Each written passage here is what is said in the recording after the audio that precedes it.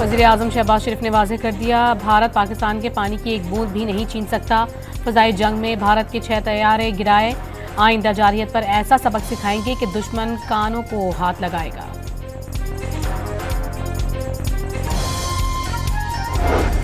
कौमी असम्बली में अपोजिशन का एहतजाज और वॉकआउट। बानी पीटीआई से मुलाकात कराने का मुतालबा। स्पीकर ने मुज़ाकरात की दावत दोहरा दी। किसी मुजरिम को रिलीफ देना अदालतों का काम है। वज़ीर कानून आज़म नज़ीर तारड़ का जवाब।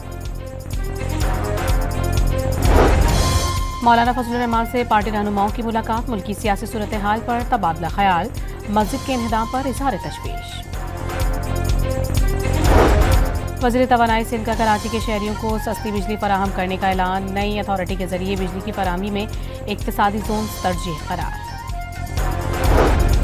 और कराची के मलिर जेल का कैदी तमाम गेट के रास्ते निकल गया। पुलिस मुलजिम को हवाले किए बगैर वापस चली गई थी।